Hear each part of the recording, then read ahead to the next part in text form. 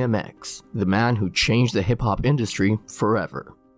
Some artists are remembered for much more than just their art. They're remembered for the extraordinary lives they lived, and DMX is one of these extraordinary names. Every few years, new artists come along, but very few have the ability to completely alter the playing field like DMX did. At the end of the 1990s, no other rapper could even come close to the legacy of DMX, who practically took over the charts with every song that he ever came out with. Known for his soul-bearing music, DMX was an artist who changed the course of hip-hop forever.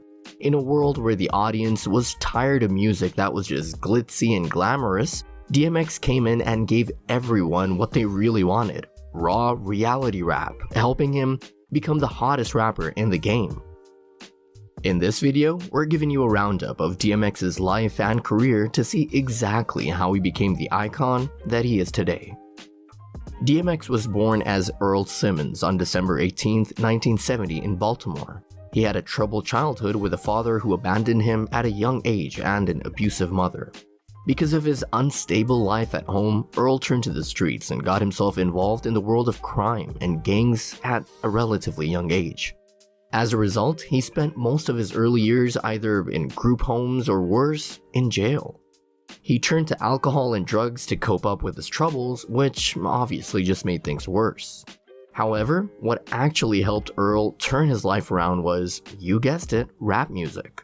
He viewed hip-hop as an escape from everything else going on in his life and would spend hours beatboxing and rapping on the streets.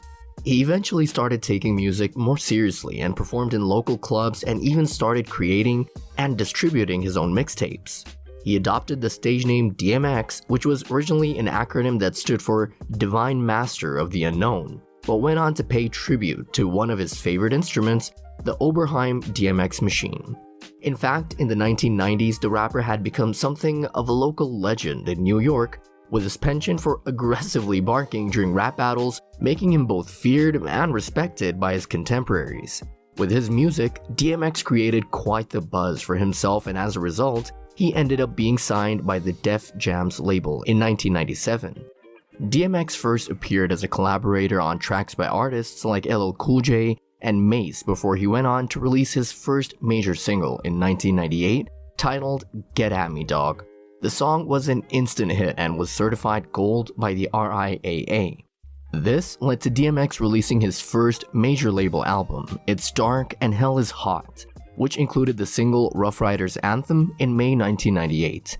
The album debuted at number 1 on the Billboard 200 chart in the US and sold over 5 million copies.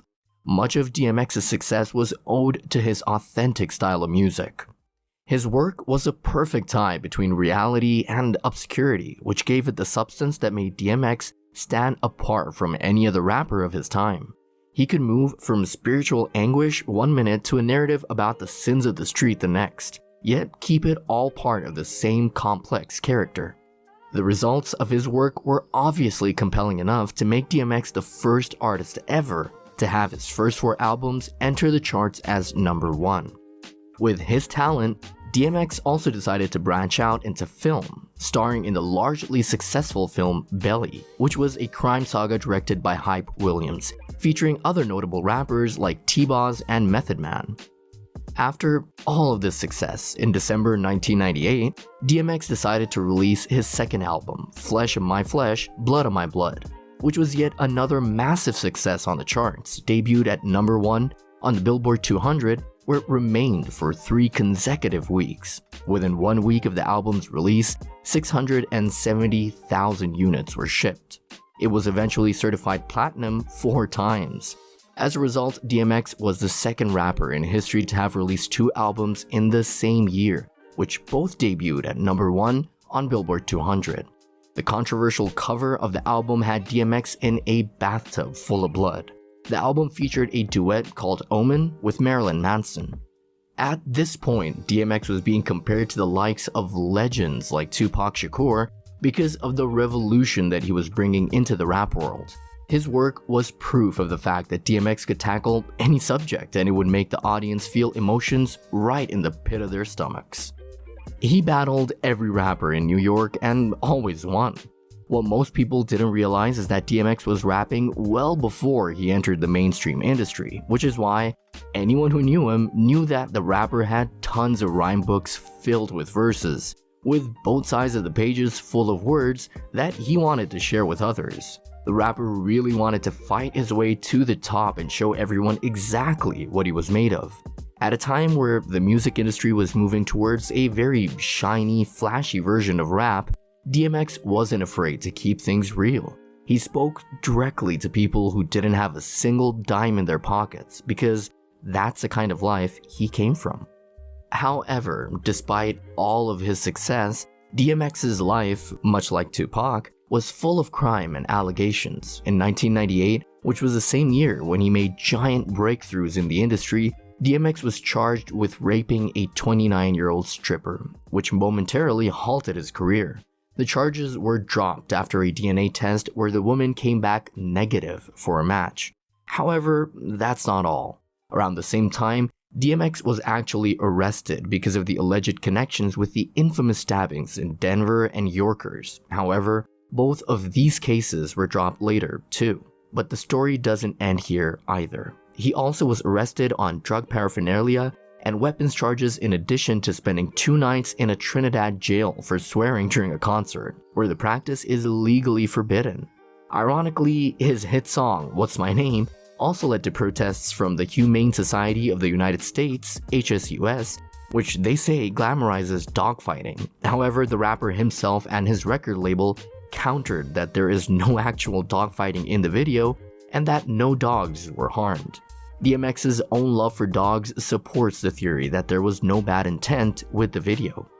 The rapper himself spoke out in his own defense and said, "I used to take dogs on the streets. I used to bring them home if I could, make somewhere for them to sleep right outside the building. I had dogs as long as I could remember, you know?" All of this pacified the situation enough for DMX to finally start making some new music. A year later, DMX released his third and best-selling album, and then there was X, with X being the nickname people in the industry had started using for the rapper. This was his third album to debut at #1 on the Billboard 200. Its most popular single, Party Up, became his first top 10 hit on the R&B charts. Singles, What's My Name, and What These Bitches Want were also popular. The album was certified platinum 6 times, making it one of the biggest successes.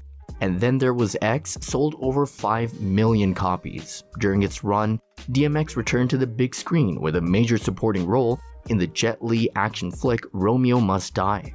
However, his troubles were far from over, because in the meantime, he was indicted by a Westchester County, New York grand jury on weapons and drug charges in June of 2000. This led to yet another legal battle with police when he was arrested again in March for driving without a license and possession of marijuana. He missed one court date, and when he turned himself in that May, police discovered more marijuana in a pack of cigarettes the rapper had brought with him. He pleaded guilty and was sentenced to 15 days in jail, and his appeal to have the sentence reduced was finally denied in early 2001. After stalling for several weeks, he turned himself in and was charged with contempt of court. He was further charged with assault when, upon learning he would not be let out early for good behavior, allegedly threw a food tray at a group of prison officers. He later bargained the charges down to reckless assault and paid a fine, and accused guards of roughing him up and causing a minor leg injury. Once DMX dealt with all of this and his legal situation improved, he returned to the studio and completed his 4th album, The Great Depression, which was released in October 2001, which debuted straight at #1, featuring the singles Who We Be, We Right Here, and Shawty Was a Bomb. The album went platinum 3 times, but because of the reputation DMX earned for his reckless behavior, the album's commercial and critical success was lower than his previous album.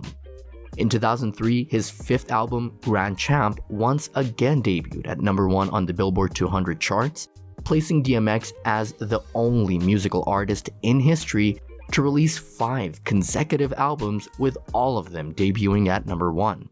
However, once he had released Grand Champ, DMX publicly announced that he has now planned to retire and this was going to be his final album, much to the disappointment of his fans.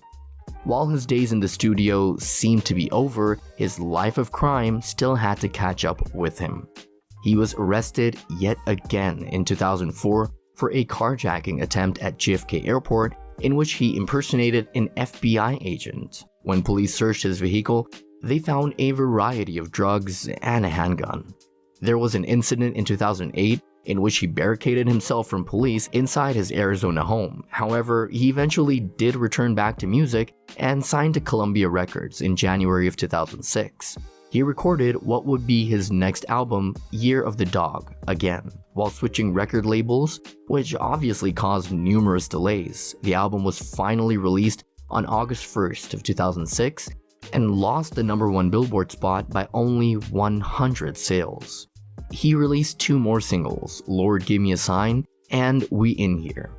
On June 12, 2008, DMX released a compilation of his greatest hits, The Definition of X, The Pick of the Litter. Def Jam released another compilation album, The Best of DMX, in 2011, which features hit singles including Where the Hood At and X Gon' Give It To You. In 2010, DMX attempted to get back into the game once again and filmed a pilot for a TV show about his recovery from substance use, but the project was abandoned and he was arrested 3 weeks later. X's domestic life also went through quite a lot of controversy. He fathered 15 children, most of whom were born out of his many affairs. He starred on VH1's Couples Therapy with his longtime wife, Tashira Simmons, who eventually ended up divorcing him. X declared bankruptcy in 2013 because of his outstanding child support, and in 2015, he was jailed for owing $400,000 in back payments. A lot to deal with for just one person, right?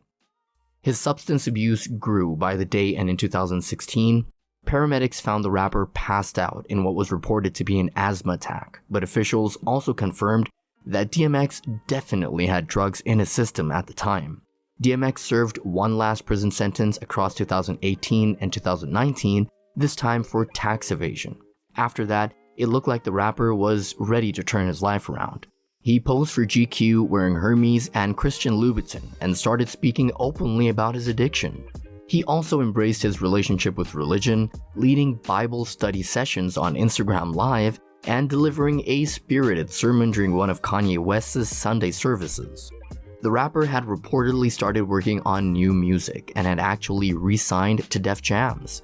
With the record label, DMX had claimed that his new album was just 2 songs away from completion.